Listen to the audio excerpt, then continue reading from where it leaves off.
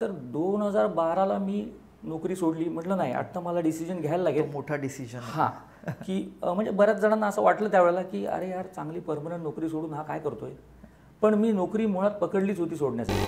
Solar off grid system जी आपण वादळामध्ये सगळ्यांनीच बघितली, किती उपयोगी आहे. लाईट गेल्यावरती आपल्याला जो बॅटरी बॅकअप मिळतो त्याच्यावरूनच बऱ्याच ठिकाणी लाईट चालत होती. हे ऑफ ग्रिड म्हणजे थोडंसं एक्सप्लेन करायला साधं. मला 40 लाखाचं 25 लाखाचं काम करायचं, ती कन्सेप्ट सेलिंग आहे.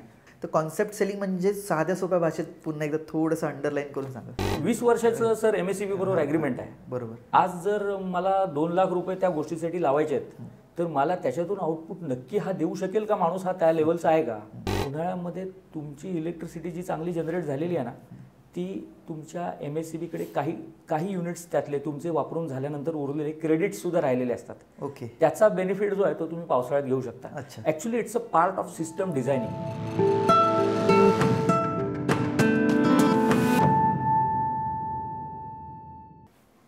नमस्कार, मी संकेत नाईक आणि स्वागत आहे तुमचं पुन्हा एकदा माझा मराठी उद्योजकच्या आणखीन एका या नवीन पॉडकास्टमध्ये.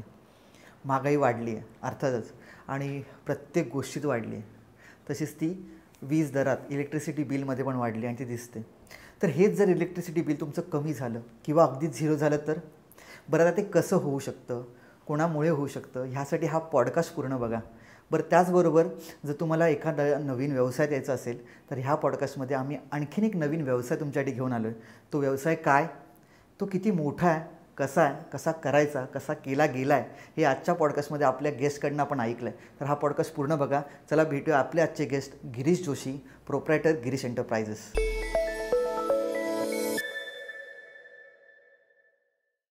सर नमस्कार. नमस्कार. स्वागत आहे तुमचं माझा मराठी उद्योजकमध्ये. धन्यवाद. मी आणि गिरीश सर एकमेकाला ऑलमोस्ट आता गेली 7-8 वर्ष ओळखतो. बरोबर.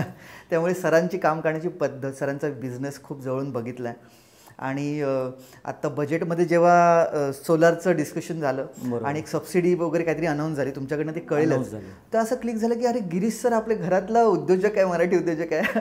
मग त्यांना ह्या प्लॅटफॉर्मवर का नको. मग तिथे क्लिक झालं आणि आमचं डिस्कशन झालं. म्हटलं आपण गिरीश सरांना बोलूया. तर असं थोडंसं झालं आणि मग गिरीश सरांना आम्ही या प्लॅटफॉर्मवर इन्व्हाइट केलं. So thanks for coming to this platform. Thank you Digitrackers बोलवल्याबद्दल. वेलकम.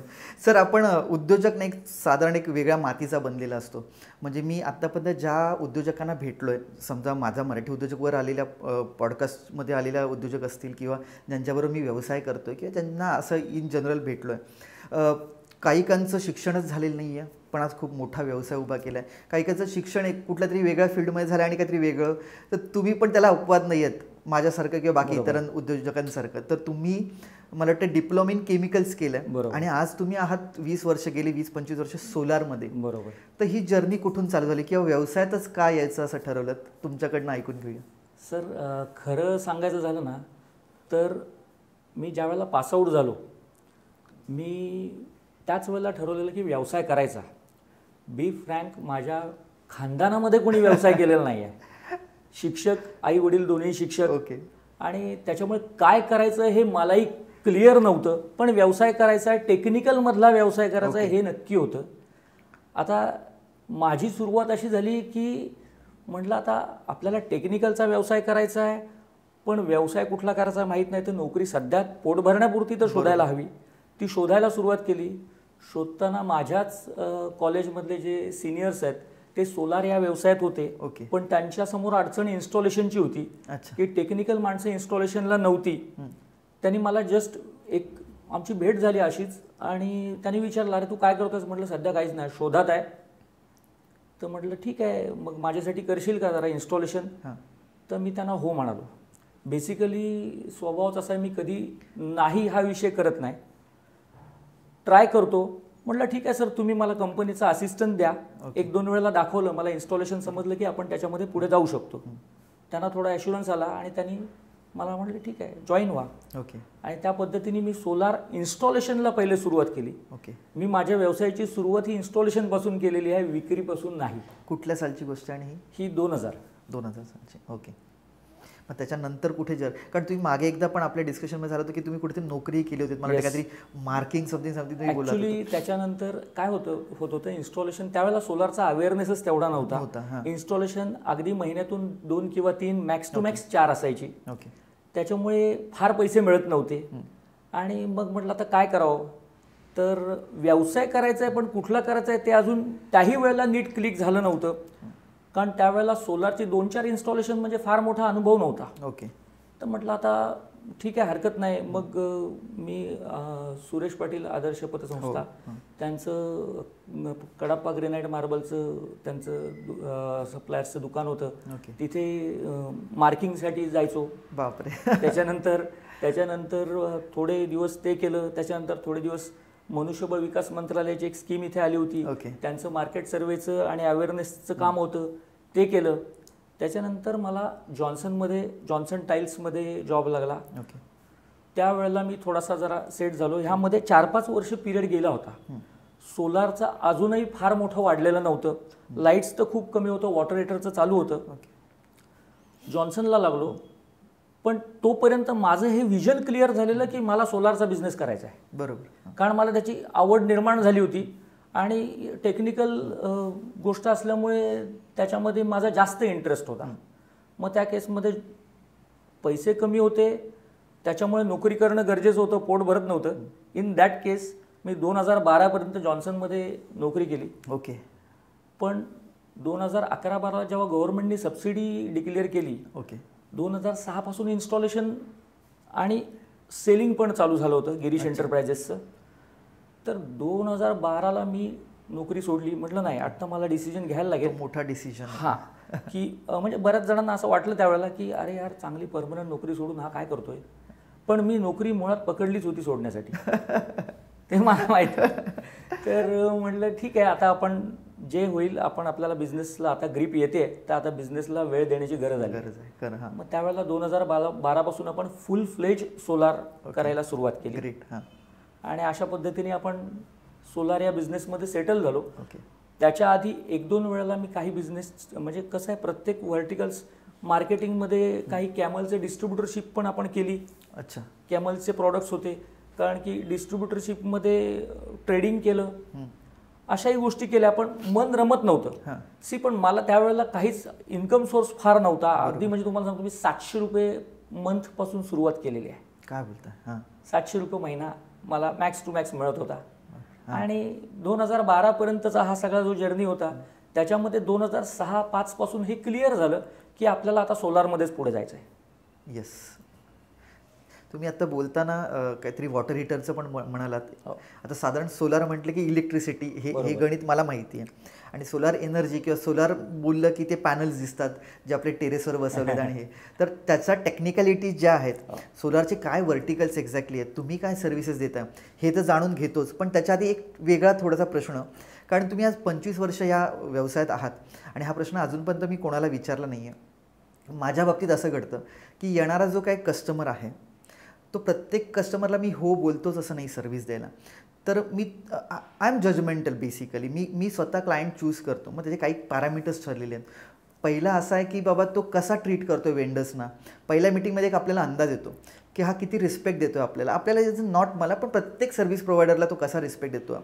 त्याच्यानंतर त्याची कॅपॅसिटी आहे का पे करण्याची, त्याला जी सर्व्हिस आहे त्याचा नॉलेज आहे का, ह्या बऱ्याच पॅरामीटर्स आहेत. ते मी जज करतो आणि मग मी चूज करतो की ह्याच्याबरोबर काम करायचं की नाही. म्हणजे येणारे जर 100 लोक मला अप्रोच करत आहेत, आय मेक शुअर की मी त्याच्यातले काही निवडकच कस्टमर्स माझे क्लायंट्स म्हणून मी घेतो आणि त्यांच्यासोबत काम करतो. तर तुम्ही ह्या 25 वर्षाच्या जर्नीत असं काय तुम्ही काय आता स्वतःचे काय पॅरामीटर्स बनवले आहेत का की ज्याच्या बेसिसवर तुम्ही क्लायंट चूज करता? सर, बेसिकली तुम्हाला सांगू का, सोलारचा अवेअरनेस पूर्वी खूपच कमी होता. त्याच्यामुळे कस्टमर बेस अगदी तुटपुंजा होता, फार कस्टमर बेस नव्हता. आणि त्याच्यात सुद्धा सोलारमध्ये अगदी 200 रुपयाच्या प्लेटपासून ते पूर्ण तुम्ही 20 लाखापर्यंतचं काम आपण करतो. तर ह्या केसमध्ये आपल्याकडे येणारा एखादा बोटीवरचा माणूस पण असतो. तो म्हणतो, सर माझ्या बोटीवर मी समुद्रात गेलो की लाईट नसते, तर मला लाईट लावायची आहे. बरोबर. सोलरची प्लेट, अमुक अमुक वॅटची सोलरची प्लेट द्या. ओके. त्याच्यामुळे असं छोटा क्लायंट आणि मोठा क्लायंट असं आम्ही काही बायफर्गेट करत नाही. ह्याच्यात सुद्धा व्हर्टिकल्स म्हणाल तर व्हर्टिकल्स तर खूप आहेत. एक तर सोलार वॉटर हीटरमध्ये फार पूर्वीपासून आपण काम करतो. Okay. Solar off grid system जी आपण वादळामध्ये सगळ्यांनीच बघितली, किती उपयोगी आहे. लाईट गेल्यावरती आपल्याला जो बॅटरी बॅकअप मिळतो त्याच्यावरूनच बऱ्याच ठिकाणी लाईट चालत होती. हे ऑफ ग्रीड म्हणजे थोडंसं एक्सप्लेन कराल साध्या भाषेत? ऑफ ग्रीड म्हणजे सोलार पॅनलमधनं जी DC एनर्जी जनरेट होते ती सोलार इन्व्हर्टर AC मध्ये कन्वर्ट करतो, बॅटरीमध्ये स्टोअर करतो. ओके. आणि मग आपल्या घरातल्या AC अप्लायन्सेसला सगळी ती एनर्जी सप्लाय केली जाते. म्हणजे थोडक्यात इन्व्हर्टर जे काम करतं तसंच थोडक्यात फक्त सोलर ती तुमच्या बॅटरीला चार्जिंग सोलर थ्रू होते. ओके. आणि त्याच्यात सगळ्यात मोठं आत्ताचं व्हर्टिकल्स आहे solar on grid systems. Okay. On grid सिस्टीममध्ये बॅटरी बॅकअप येत नाही. बरं.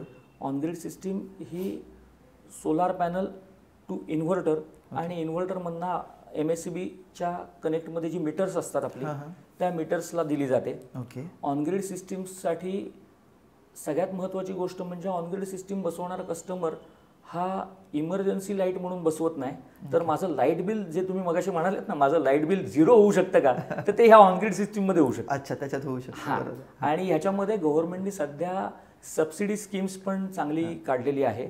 रेसिडेन्शियलसाठी पण सबसिडी आहे, कोऑपरेटिव्हसाठी पण सबसिडी आहे, कमर्शियलसाठी मात्र नाही आहे. पण कमर्शियलचा लाईट बिलाचा रेटच जास्त असल्यामुळे त्याचा जो रिटर्न ऑफ इन्व्हेस्टमेंटचा पिरियड आहे तोच कमी आहे, त्याच्यामुळे तो काही याच्यावर येतो. सबसिडी रिटर्न ऑन इन्व्हेस्टमेंटवर पण बोलतो कारण बरेच गैरसमज आहेत लोकांमध्ये.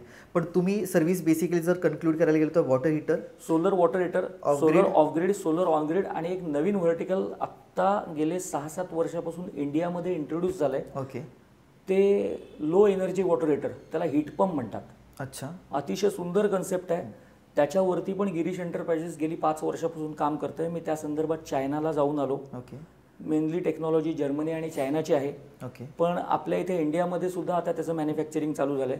ती सुद्धा सुंदर कन्सेप्ट आहे. वॉटर हीटर आणि हीट पंप ह्यात म्हणजे काय डिफरन्स मला नाही कळलं सर. हीट पंप वातावरणातली उष्णता घेऊन पाणी गरम करतो. अच्छा. आणि वॉटर हीटर सूर्यावर पाणी गरम करतो. ओके. म्हणजे बेसिकली आउटपुट काय तर गरम पाणी देणं. फक्त हीट पंपचा वर्किंग जी आहे ती वेगळी. अच्छा. हीट पंपचा एकच यूज चांगला आहे. Heat pump is a low energy water heater. म्हणजे 500 लिटर पाणी गरम करायला इलेक्ट्रिक हीटरला 20 युनिट लागत असतील तर हीट पंपला 5 युनिट लागतात. अच्छा, इतका डिफरन्स आहे. ओके. ठीक आहे. आपण थोडंसं तुमच्या सबसिडी आणि ह्याच्यावर बोलूया. पण तुम्ही आता जो म्हणालात की तुम्ही एकदा चायनाला मला वाटतं बिझनेस ट्रिपसाठी गेला होता, बऱ्याच वेळा तुमच्याकडनं ऐकलं. आपल्याकडे सहसा काय होतं ना, मी प्रत्येक पॉडकास्टमध्ये बोललात तरी चालेल की मी हे वाक्य बोलतोच की आपला मराठी उद्योजक गल्ल्यावर बसून राहतो थोडासा बिझनेस सेट झाला की, त्यामुळे एक्सपान्शनच होत नाही किंवा ते विजनच ठेवत नाही. पण आय नो, कारण मी म्हटलं तसं आपण गेले 7-8 वर्ष एकमेकाला ओळखतो. You are very visionary. तुम्हाला तुमचे विजन्स गोल्स माहिती आहेत की पुढल्या 20 वर्षात मला काय किती मोठा एम्पायर उभा करायचा आहे. कदाचित त्याचाच हा भाग असावा एक तुमची चायना ट्रिप. तर ही बिझनेस ट्रिप म्हणजे एकंदरीत का होती, तुम्ही गेल्यानंतर तुमचा काय अनुभव होता आणि त्याच्यातनं काय घेऊन आलात? सर कसं माहिती आहे का की मुळात की तुम्ही एक्सप्लोर व्हायला पाहिजे. तुम्ही जर बाहेर तुमच्या टेक्नॉलॉजीच्या व्यतिरिक्त बाहेर पडलेच नाहीत, ॲडव्हान्स तुम्हाला काय मिळणार नाही. बरोबर. तिथे काय अपग्रेडेशन्स चालू आहेत हे आपल्याला कधी कळत नाही.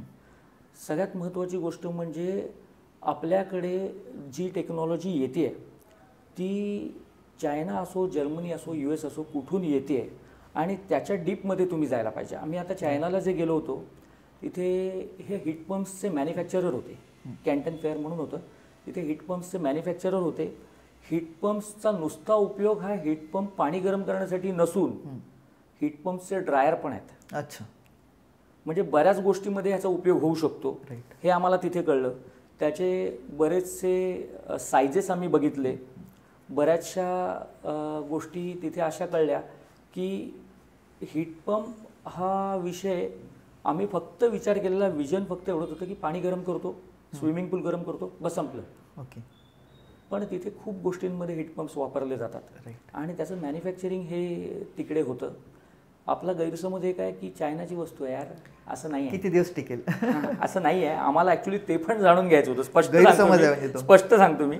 तर कसं असतं की त्यांच्याकडे सुद्धा क्वालिटी वस्तू आहेत. ओके. त्यांनी त्या आम्हाला दाखवल्या. आम्ही जिथे म्हणजे मी आता जिथे कॅन्टन फेअरला गेलो होतो ना तिथे प्रत्येक सेक्शन वाईज मॅन्युफॅक्चररचं एक्झिबिशन होतं. ओके. आणि त्या मॅन्युफॅक्चररच्या एक्झिबिशनमध्ये आम्हाला हे कळलं की काय क्वालिटीची वस्तू आहे आणि तिचं आपल्याकडे कसा यूज होऊ शकतो. ओके. ही टेक्नॉलॉजी आपल्याकडे आत्ता गेले 4 वर्षापासून येते, असेंब्लिंगमध्ये आहे. आत्ता जस्ट मला वाटतं 1-2 जणांनी मॅन्युफॅक्चरिंग चालू केलं आहे. पण त्याच्यात सुद्धा इंडियामध्ये मॅन्युफॅक्चरिंग चालू जस्ट चालू केलं आहे. अजून फार नाही, मला वाटतं वर्ष दीड वर्ष झालं असेल. ओके. पण जर्मनी आणि चायनामध्ये ही टेक्नॉलॉजी खूप जुनी आहे. म्हणजे माझ्या माहितीप्रमाणे मला माहिती असून 6 वर्ष झाली त्यांच्याकडे आधीपासून असेल. ओके. त्याच्यासाठी गेलो होतो. सोलारसाठी सुद्धा तिकडे खूप चांगलं आहे. ओके. ह्या सगळ्या गोष्टी बघण्यासाठीच माझा एक स्वभाव आहे सर, मी काही ना काहीतरी नवीन शोधत असतो. तेच म्हणजे ॲक्च्युली स्टॅग्नन्सी येते. तसं नाही व्हायला पाहिजे. बिझनेसमध्ये बिझनेस एन्जॉय करायची गोष्ट आहे. बरोबर आहे, खरं आहे, अगदी खरं आहे. त्याच्यामुळे त्याच्यामध्ये नवीन तुम्ही जोपर्यंत खाद्य मिळत नाही ना तोपर्यंत ते काही मजा येत नाही. म्हणजे नवीन लोकांनाही भेटा आणि नवीन गोष्टीही एक्सप्लोर करा. एक्झॅक्टली. तर तुम्ही जे आता जे काही बोललात त्याच्यातनं एक आणखीन 2-3 गोष्टी आहेत बघा. एक गोष्ट तर सरांनी खोडली आहे की आपण म्हणतो ना चायना माल, तसं नाही आहे. चायनामध्ये तुम्ही म्हणाल तसं पण क्वालिटी प्रोडक्ट पण डेव्हलप केले जातात आणि ऑब्व्हियसली इंडियन मार्केटला साजेसे असे ते स्वस्तात मिळणारे पण क्वालिटी कॉम्प्रोमाइज असे प्रोडक्ट पण. बरं, त्याचबरोबर एक छोटीशी टिप पण देतो. बोलण्यातनं आता लक्षात आलं की आपण जेव्हा म्हणतो ना की बिझनेसला स्टॅग्नन्सी आली आहे, एक्सपान्शन करायचं, बिझनेस मोठा करायचा, तो 2 प्रकारे करू शकता. एक, आजच्या घडी जर तुमचे 100 क्लायंट आहेत तर त्याचे 1000 करायचे. तर ते कसे, त्याच्यासाठी तुम्हाला स्ट्रॅटेजी डेव्हलप करायला लागेल. नाही तर दुसरा एक वेगळा आणि सोपा मार्ग आहे की काय करा, डायव्हर्सिफिकेशन करा. म्हणजे तुमच्या ज्या काय समजा आज 2 सर्व्हिसेस देत आहे त्याच्यात 4 सर्व्हिसेस करा. म्हणजे त्याच 100 लोकांना आज 2 सर्व्हिसेस देत आहे, तिथे 4 सर्व्हिसेस द्याल तरीसुद्धा तो बिझनेस एक्सपांड होऊ शकतो, तुमचा टर्नओव्हर वाढेल. राईट? येस, बरोबर. डेफिनेटली. एक्झॅक्टली. परत एकदा सोलारवर येऊया. तुम्ही मगाशी म्हटलात की इलेक्ट्रिसिटी बिल 0 करू शकतो आणि वगैरे. तर आता टेक्निकल भाषेत किंवा आणि पण ॲट द सेम टाईम साध्या सोप्या मराठी भाषेत सगळ्यांना समजेल असं की का सोलार एनर्जीला आपण गेलं पाहिजे. सगळ्यात म्हणजे शाश्वत एनर्जी आहे. ओके. आणि दुसरी गोष्ट म्हणजे सोलार ऑनग्रिड सिस्टम्सला सगळ्यांनी जायला पाहिजे आता. याचं कारण त्याला बॅटरी बॅकअप नाही आहे, त्याच्यामुळे त्याला कुठलीही रिकरिंग कॉस्ट नाही आहे. सगळ्यांच्या घरामध्ये आत्ता असं फार कमी घर असतील की इन्व्हर्टर नाही आहे, रेग्युलर इन्व्हर्टर सगळ्यांकडे असतो जनरली. फॅन ट्यूबलाईट आपण त्याच्यावर चालवतो. इमर्जन्सीचं तर काम आपलं निघतंय लाईट गेल्यावर. पण जे काय आत्ता लाईट बिलामध्ये वाढ होत चाललेली आहे प्रचंड, आणि ते आपल्याला जर कमी करायचं असेल तर त्याच्यासाठी सोलार ऑनग्रिड सिस्टम हा बेस्ट ऑप्शन आहे. याच्यामध्ये काय असतं की तुम्ही जर साधं कॅल्क्युलेशन केलं ना तर रेसिडेन्शियलसाठी रिटर्न ऑफ इन्व्हेस्टमेंटची जी कॉस्ट आहे ही मॅक्स टू मॅक्स 5 ते 6 वर्षात निघून जाते. ओके. पुढे काही नंबर्समध्ये सांग. म्हणजे फॉर एक्झाम्पल आज माझं एक छोटंसं घर आहे समजा, आपण गृहीत धरून चालू की बाबा चलो एक लिव्हिंग रूम आहे, एक बेडरूम आहे, किचन आहे, एक साधं सामान्य माणसाचं एक साधं घर आहे. फॅन, रेफ्रिजरेटर असेल, टेलिव्हिजन असेल, एक AC असेल, या सगळ्या गोष्टी आहेत. त्याचं समजा 1000, 1200, 1500 बिल येतं आहे आपण. तर त्यांनी तो सोलार बसवायला किती त्याला एक टोटल खर्च येईल आणि मग तो कसा, थोडेसे नंबर सांगितले तर. 3 किलोवॅटची सिस्टीम आहे ना. ओके. सफिशियंट सिस्टीम आहे. ओके. रेसिडेन्शियलसाठी, जनरली नॉर्मल फॅमिलीसाठी. ओके. 2 लाख रुपये खर्च येतो वन टाईम. ओके. 2 लाख रुपये खर्च येतो आणि त्याला 54,000 रुपये 54,000 सबसिडी मिळते. अच्छा, गव्हर्नमेंट सबसिडी आहे त्याला. 20 वर्षाचं MSEB बरोबर ॲग्रीमेंट असतं. ओके. रिटर्न ऑफ इन्व्हेस्टमेंट बघितली तर 5 ते 6 वर्षात होऊन जाते. तुमचे 2 लाख निघून जातात. ओके. पुढले 15 वर्ष तुम्ही फ्री ऑफ कॉस्ट वापरता असं म्हणायला हरकत नाही. अच्छा, मग ते 2 लाखात इन्स्टॉलेशन पासून सगळं with installation, no hidden charges. With installation. फक्त काही सुपर स्ट्रक्चर असेल फॅब्रिकेशनमध्ये शॅडोमुळे तर ते साईट वाईज थोडंसं मग ते इन्फ्रास्ट्रक्चर त्याच्यासाठी पॅनल इन्स्टॉलेशनसाठी जर लागलं तर ते वेगळं. सुपर स्ट्रक्चर असेल तर, नॉर्मल इन्स्टॉलेशन असेल तर त्याला काय लागत नाही. अच्छा. ओके. सो बेसिकली म्हणजे तुम्ही म्हणाल तशी एक शाश्वत एनर्जी म्हणजे आहेच, पण त्यासोबत खिशालाही परवडणारी आहे. अर्थात वन टाइम इन्व्हेस्टमेंट आहे, पण ती कुठेतरी मग तुम्हाला लॉंग टर्म जर 20 वर्ष आपण बघितलं तर ती. आणि मी थोडं तुम्हाला थांबवतो. वन टाइम इन्व्हेस्टमेंट म्हणण्यापेक्षा सर आत्ता राष्ट्रीयकृत बँकांनी लोनसाठी सुद्धा सुरुवात केलेली आहे. अरे वा. हां. म्हणजे 9% मध्ये वगैरे समथिंग लोन चालू आहे. ओके. त्याच्याच बरोबर कॉपरेटिव्ह सेक्टरमध्ये आता आपल्याकडे आदर्श नागरी आहे, कमळ नागरी सहकारी पतसंस्था आहे, 9% रिड्युसिंगमध्ये लोन देतात आहे. म्हणजे थोडंसं कॅल्क्युलेशन असं पण होतं की मी तिकडे लाईट बिल भरण्यापेक्षा इकडे हप्ता भरतो, पण इकडे हे सगळं माझं होणार आहे. बरोबर आहे. आणि मी फ्री ऑफ कॉस्ट होणार आहे. फ्री ऑफ कॉस्ट होणार आहे. ओके.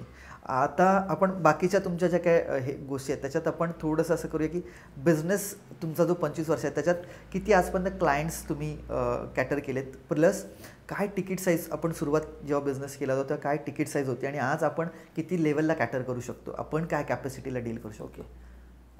सर क्लायंट बघाल तर अगदी छोट्या क्लायंटपासून खूप मोठ्या क्लायंटपर्यंत सगळेच क्लायंट आहेत माझ्याकडे. ओके. वॉटर हीटरचे क्लायंट आहेत, ऑन ग्रीडचे आहेत, ऑफ ग्रीडचे आहेत. अगदी माझ्या ऑफिसमधनं बोटीवर लावण्यासाठी पॅनल घेऊन जाणारे सुद्धा माझे क्लायंट्स आहेत. ओके.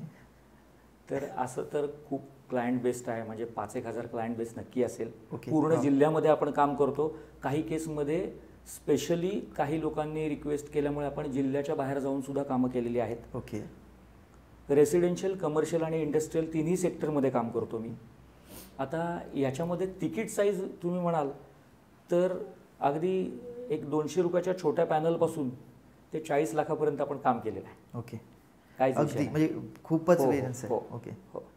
आणि सगळ्यात महत्त्वाची गोष्ट म्हणजे ह्याचं कसं आहे माहिती आहे का, ही कन्सेप्ट सेलिंग आहे. ज्या वेळेला काम मोठं असतं हां. त्यावेळेला ती कन्सेप्ट सेलिंग आहे. राईट. मला 40 लाखाचं 25 लाखाचं काम करायचं, ती कन्सेप्ट सेलिंग आहे. त्याच्यामुळे तुम्ही समोरच्याचं विजन किती क्लिअर करताय, त्याच्या मनामध्ये तुमच्याबद्दलचा किती कॉन्फिडन्स तयार होतो ह्याच्यावरती सगळं सर अवलंबून आहे. हे कारण कॉन्सेप्ट सेलिंग हे तुमच्याकडनं बऱ्याच वेळा मी ऐकलं आणि you are expert in that, मला माहिती आहे. तर कॉन्सेप्ट सेलिंग म्हणजे साध्या सोप्या भाषेत पुन्हा एकदा थोडंसं अंडरलाईन करून सांगा की एक्झॅक्टली काय, म्हणजे लोकांना कळते की काय आहे कॉन्सेप्ट सेलिंग म्हणजे काय. सर आता मी सोलारसाठी ज्या वेळेला आपण जातो कोणाकडेही, त्यावेळेला ही वस्तू घ्या आणि त्याचे पैसे आणि ती लावून बघा. जसं आपण टेलिव्हिजन आणला, लावला, मस्त पिक्चर बघतोय, हां चांगला चालतोय, छान चालतोय, सोनीचा आहे, असं नाही आहे. ह्याच्यामध्ये जे इन्स्टॉलेशन आहे, जी प्रोसेस आहे, केबलिंग आहे, अर्थिंग आहे, या सगळ्या प्रोसेस मला कस्टमरला सांगायला लागतात. ओके. एक्सप्लेन करायला लागतं. याचे बेनिफिट्स काय आहेत, हे का करायचं आहे. बरं, हे मला करायचं असताना बऱ्याच लोकांचा असा विषय असतो, अरे माझ्या घराचा ॲस्थेटिक व्ह्यू नाही खराब व्हायला पाहिजे, म्हणजे ते बघायला लागतं. खूप चांगला फॅक्टर. हां. ते पण बघायला लागतं. पण माझी वस्तू उन्हावर चालणारी आहे, त्याला क्लिअर सन रेज पाहिजेत, मला तेही बघायचं आहे. त्याच्यामुळे हे सगळं कसं बसेल हे मी साईटवर गेल्यावर लगेच मला व्हिज्युअलाइज होतं. बरोबर. पण मला ना ते कस्टमरला पटवून द्यायला लागतं आणि त्याला ते व्हिज्युअलाइज करून द्यायला लागतं. त्याच्यासाठी बट ऑब्वियस माझ्याकडे काही अल्बम्स आणि हे आहेत, तो भाग वेगळा. पण तरी ते त्याच्या घरावरती बसणार आहे, ते कसं असणार आणि त्याचं आउटपुट नक्की, हा जो सांगतोय माझं लाईट बिल 0 होईल किंवा एक 100-200 रुपये मीटरचं भाडं मला भरायला लागेल, एवढं रिड्यूस होईल का, हा त्याच्या मनातला पहिला प्रश्न असतो. कारण एकदा बसवलं की ते परत त्याला युटर्न नाही आहे. 20 वर्षाचं सर MSEB बरोबर ॲग्रीमेंट आहे. बरोबर. आज जर मला 2 लाख रुपये त्या गोष्टीसाठी लावायचे आहेत, तर मला त्याच्यातून आउटपुट नक्की हा देऊ शकेल का माणूस, हा त्या लेवलचा आहे का, हा कॉन्फिडन्स तुम्हाला त्याच्यामध्ये डेव्हलप करायचा आहे. That is concept. That is concept selling. तुम्ही आता जेव्हा म्हणालात की डिपेंडंट आपण सोलरवर राहू शकतो, पण 100% राहू शकतो का? कारण म्हणजे तुम्ही आपलाच जर भाग बघितला, अलिबाग किंवा कोकण किनारपट्टी जर एकंदरीत बघितलीत, कोकण, रायगड, 3 महिने प्रचंड पाऊस असतो, ढगाळ वातावरण असतं. तर मग अशा वेळेत अशा 3 महिन्यात पण सोलर एनर्जी काम करते का? Solar panel through electricity generate होऊ शकते का? किती डिपेंडन्सी आपण ठेवू शकतो? सर ॲक्च्युली कसं असतं, ज्या वेळेला आपण ऑनग्रीड सिस्टीमसाठी जातो ना, त्यावेळेला ऑनग्रीड सिस्टीम ही 12 महिन्याच्या ॲव्हरेजवर आपण त्याचं कॅल्क्युलेशन करतो आणि ती समोरच्याला सांगतो की बाबा 12 महिन्याचं तुझं ॲव्हरेज एवढं येतं आहे, म्हणजे डेली तुमचं समजा एक 12 युनिट किंवा 15 युनिट तुमचं कन्झम्पशन आहे, तर 4 किलोवॅटची सिस्टीम तुम्हाला लागेल. आता उन्हाळ्यामध्ये जेव्हा क्लिअर सनरेज असतात त्यावेळेला इलेक्ट्रिसिटी चांगलीच जनरेट होते. ओके. आणि ज्या वेळेला पावसाळ्यामध्ये सनरेज कमी असतात तेव्हा ती कमी जनरेट होते. बरोबर. पण उन्हाळ्यामध्ये तुमची इलेक्ट्रिसिटी जी चांगली जनरेट झालेली आहे ना, ती तुमच्या MSEBकडे काही युनिट्स त्यातले तुमचे वापरून झाल्यानंतर उरलेले क्रेडिट्ससुद्धा राहिलेले असतात. ओके. त्याचा बेनिफिट जो आहे तो तुम्ही पावसाळ्यात घेऊ शकता. अच्छा. Actually it's a part of system designing. Okay. म्हणजे हे प्रत्येक जण करतो असं नाही, म्हणून मी म्हटलं कॉन्सेप्ट सेलिंगमध्ये सिस्टम डिझायनिंग आहे ना, ही अशा पद्धतीने करायला पाहिजे की ती सिस्टम डिझाईन केलेली त्याला 12ही महिने त्याचं लाईट बिल 0 ठेवू शकते, पण ती एक्सेस सुद्धा होणार नाही. कारण की एक्सेस झाली तर त्याचं कुठलंही रिटर्न्स तुम्हाला MSEB पैशाच्या रूपात देत नाही, म्हणजे अजूनपर्यंत नाही दिले. अच्छा अच्छा अच्छा, असं आहे. इलेक्ट्रिसिटी कमी पडली तरी देतो. हा, भविष्यात देतील कदाचित, मला माहित नाही त्यांचे काय नॉर्म्स आहेत. पण ते कसं आहे की ह्याचं आपली जी एक्सेस एनर्जी त्यांच्याकडे स्टोअर आहे, तर त्यांच्याकडनं 1-2 वेळेला मी उत्तर असं ऐकलं, साहेब तुमचे एवढे युनिट्स आमच्याकडे 100 युनिट आमच्याकडे स्टोअर आहेत, वर्षाच्या शेवटी ते हिशोब करतात, तुम्ही वापरून टाका. अच्छा. नाही तर ते लॅप्स होतात, कॅरी फॉरवर्ड वर्षभरापर्यंत होतील. ओके. एका महिन्यातले दुसऱ्या महिन्यात. म्हणजे आपल्याला डिझाईन करताना खूप मोठी पण नाही करायची आहे, पण आपली रिक्वायरमेंट पण निघून गेली पाहिजे. ओके. लक्षात. ओके. तर कॉन्सेप्ट तुम्ही आता बोलताना पण एक पॉईंट असा लक्षात आला की म्हणजे एखादा कस्टमर जेव्हा आपल्याकडे येतो आणि तो एखादी डिमांड किंवा त्याची जी गरज सांगतो त्याच्यापेक्षा त्याच्या एक पाऊल पुढे जाऊन त्याला ॲक्च्युअल काय गरजेचं आहे हे आपण टेक्निकल असल्यामुळे आपण समजून घेऊन ते डिलिव्हर करणं इज कॉन्सेप्ट सेलिंग असं पण एक बोलू शकतो. एक गोष्ट. दुसरी जी आता सरांनी कॉन्सेप्ट समजवलं की ऑन ग्रीड हे कसं चालतं, तर मी थोडं परत एकदा सोप्या भाषेत माझ्या पद्धतीत मी समजवतो, त्याच्यात काय चुकलं तर सांगा.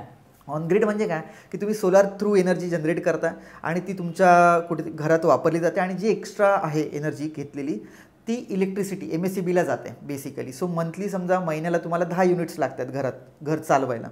इलेक्ट्रिसिटी तुमची सोलार थ्रू 20 युनिट जनरेट करते, तर 10 युनिट प्रत्येक महिन्यात तुमची जाणार MSEBला. आता पावसाळ्यात जर ते 20च्या ऐवजी 15 युनिट जनरेट झाले किंवा चला आपण गृहीत धरून चालू की 5 युनिट जनरेट झाले, म्हणजे तुम्हाला 5 कमी पडत आहे, मग ते MSEB तुम्हाला 5 युनिटचं पुन्हा रिटर्न देणार, जसे बिल नाही लागणार. असंच थोडक्यात आहे. ॲक्च्युली कसं आहे, थोडक्यात असंच आहे. समजा महिन्याला आपले 360 युनिट जनरेट होतात अगदी सोप्या भाषेत, आणि माझं कन्झम्पशन 300 युनिट झालं तर 60 युनिट्स माझे क्रेडिट राहिले त्यांच्याकडे. हो. पुढल्या महिन्यात माझं कन्झम्पशन 400 युनिट झालं. ओके. तर 360 जनरेट झालेले आणि आधीचे 60 याच्यातले 40 घेऊन 400 युनिट्सचं नील होणार, म्हणजे माझं लाईट बिल झिरो राहणार. झिरो इन द सेन्स 100-200 रुपये मीटरचं भाडं भरायला येतं. ओके. सर तुम्ही बराच फील्ड वर्कवर पण असता, कारण ऑब्व्हियसली मग मॅन पॉवर लागत 90% फील्ड वर्क. त्याच्यात स्किल्ड असतील, अनस्किल्ड लेबर असतील. आत्ताच्या घडीला मी जो अनुभव घेतला आणि जे काही उद्योजक मला भेटतात आणि ज्यांच्याशी मी बोलतो आहे, एक गोष्ट आम्ही बघितली की तुमच्याकडे भांडवल असेल, आयडिया असेल, रॉ मटेरियल असेल, मार्केट असेल, पण सर्वात महत्त्वाची गोष्ट जी आज त्रास देते ते आहे लेबर. आज लेबरच मिळत नाहीत. म्हणजे एकाकडे आपण म्हणतोय की अनएम्प्लॉयमेंट आहे, पण दुसरी बाजू अशी आहे की उद्योजकांना जर विचारलं तर ते म्हणतील अरे माझ्याकडे 10 लोकांची गरज आहे. तर ही परिस्थिती आज आहे. लोकांना स्किल्स नाही आहेत, स्किल्ड लेबर अवेलेबल नाही आहेत, त्यांना त्यांची स्वतःची व्हॅल्यू कळत नाही आहे की बाबा आपल्याला पगार जो मिळतो तो आपल्या क्षमतेपेक्षा जास्त मिळतो आहे, आपण खूप जास्त डिमांड, अशा प्रत्येक गोष्टी आहेत. म्हणजे लेबर अवेलेबल नाही. तर तुम्ही हा प्रॉब्लेम फेस करताय, हा इश्यू फेस करताय सर, आणि करताय, तर मग how do you deal with it? हा प्रॉब्लेम सगळ्यांनाच येतो. राईट. सगळ्यात महत्त्वाची गोष्ट म्हणजे लेबर हा तुमच्याकडे अनस्किल्ड आला तरी त्याला स्किल्ड कसं करायचं हे तुमच्यावर आहे. हे स्किल्स तुमच्याकडे असले पाहिजे, हे तुमच्याकडे असलं पाहिजे. आणि तुम्ही असे लेबर्स, जोपर्यंत स्किल्ड लेबर्स तुमच्यासाठी तयार करत नाही तोपर्यंत तुमचा व्याप कमी होत नाही. खरं आहे. आता हे स्किल्ड लेबर्स तयार झाल्यावर त्यांना सांभाळणं हा पण मोठा प्रश्न असतो. पण कसं आहे की ह्या केसमध्ये, माझ्या केसमध्ये, आपण त्यांच्याबरोबर जरी काम करत असलो, म्हणजे माझी एक सवय आहे की साईट छोटी असो की मोठी असो, बरोबर, फायनल टच माझा असतो, मी जातो.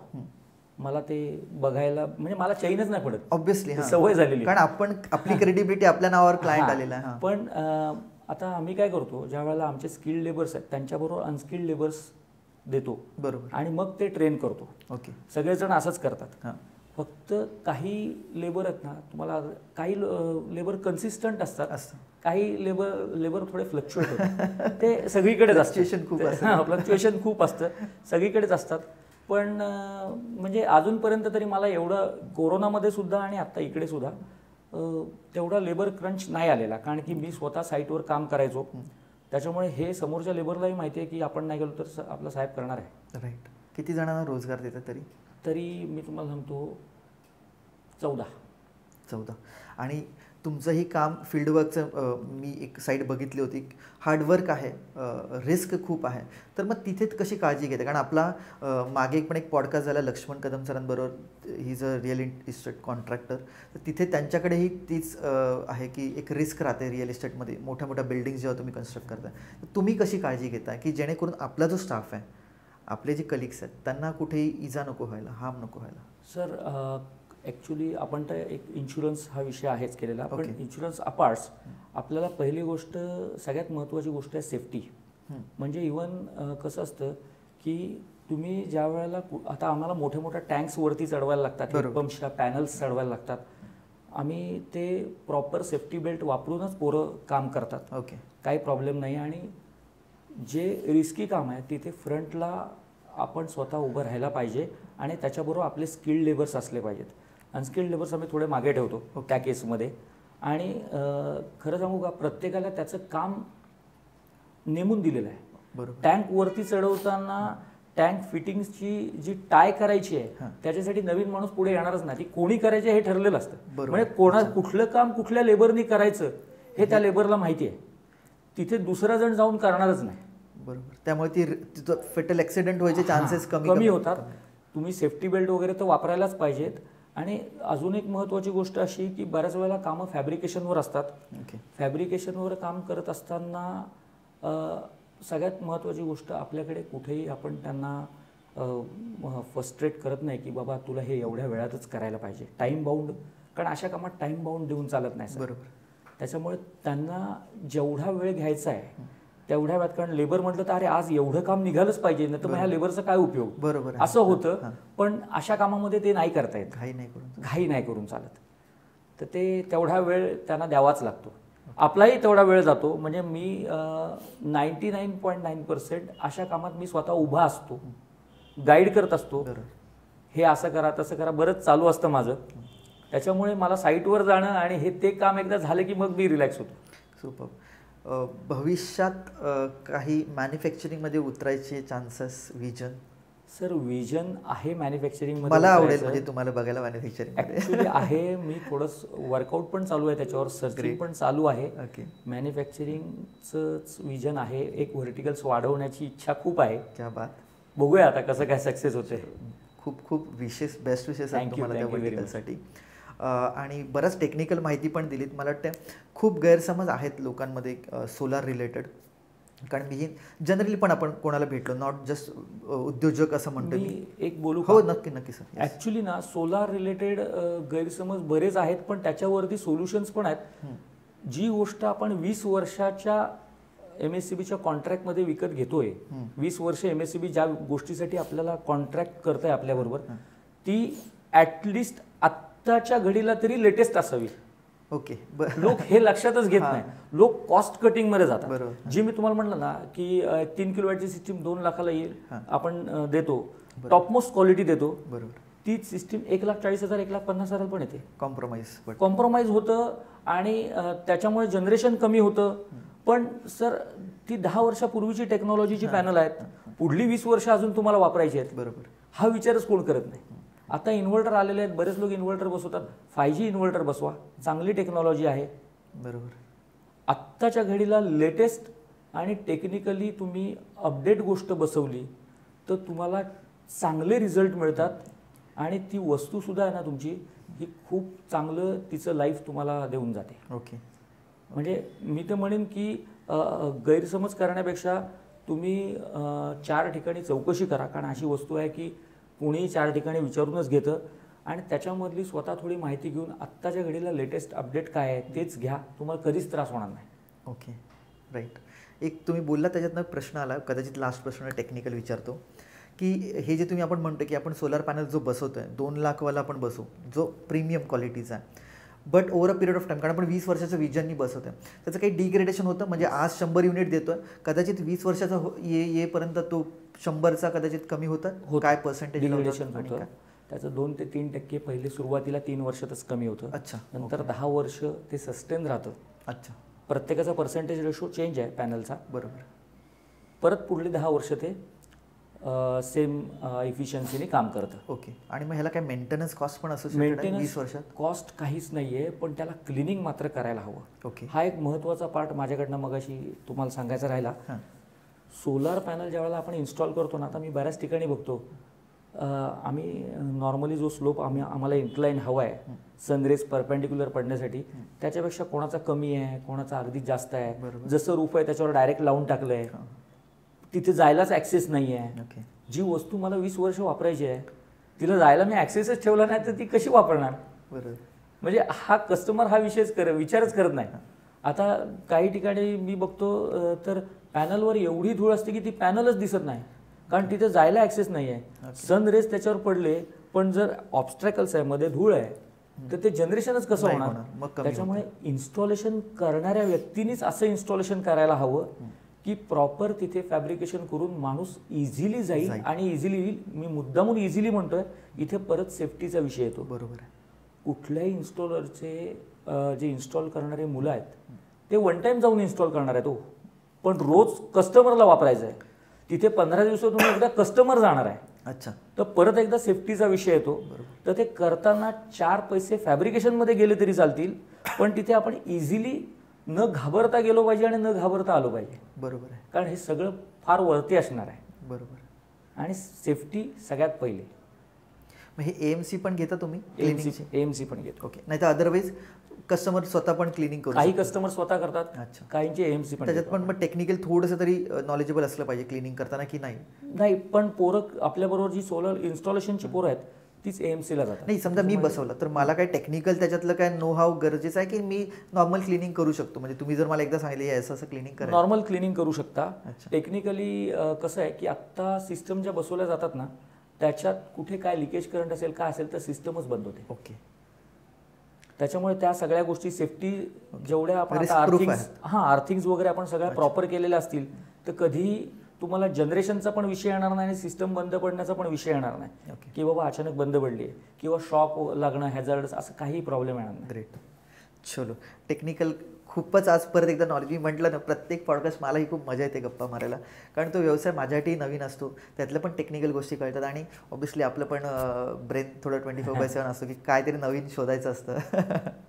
सो सर, एक लास्ट प्रश्न किंवा मी रिक्वेस्ट म्हणेन, कारण 25 वर्षाचा एक प्रदीर्घ अनुभव आहे उद्योजकतेचा.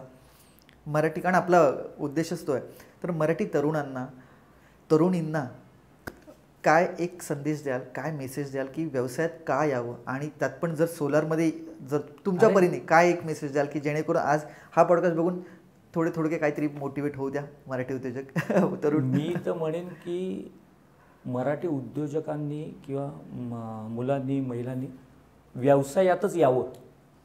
मुळात व्यवसायात या, नोकरीच्या मागे लागूच नका. म्हणजे माझा तर अनुभव असा सुंदर आहे. त्याच्यामुळे तुम्ही व्यवसायात या. फक्त व्यवसायात कसं आहे की आपण ज्या वेळेला असं ठरवतो की एक व्यवसाय निवडतो त्याच्याबरोबर कन्सिस्टन्सी ठेवा. जर ती कन्सिस्टन्सी नसेल ना तर तुम्हाला पुढे मग विजन राहत नाही. आत्ता आज हा व्यवसाय, 2 वर्षांनी तो व्यवसाय, 4 वर्षांनी असे, ह्याला मजा नाही आहे. तुम्ही त्या व्यवसायात तुम्ही नवीन खाद्य शोधा, नवीन गोष्टी शोधा, अपग्रेड व्हा, बाहेर जा, एक्सप्लोर व्हा. माणूस बाहेर गेल्याशिवाय शिकत नाही.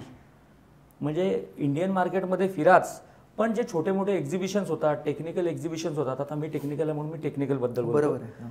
तुमचं कदाचित फूड रिलेटेड असेल, कदाचित अजून दुसरा कुठलाही व्हर्टिकल असेल, तर हे जे आहे हे तुम्ही फिरल्याशिवाय बाहेरच्या जगात काय चाललंय कळणार नाही. आणि आत्ता व्यवसायाच्या खूप संधी मार्केटमध्ये उपलब्ध आहेत. सुरुवातीला सगळ्यात महत्त्वाची गोष्ट ही एकच आहे की तो व्यवसाय आपल्याला एन्जॉय करायचा आहे आणि त्याची आवड असली पाहिजे. मला व्यवसाय करायचा नाही, मला तो एन्जॉय करायचा आहे, तरच तुम्ही तो करू शकता. छान, सुंदर. थँक्यू. खूप छान मेसेज होता आणि मला हा स्टेटमेंटही आवडलं की व्यवसाय करायचा नाही तर व्यवसाय एन्जॉय करायचा म्हणून व्यवसायात या.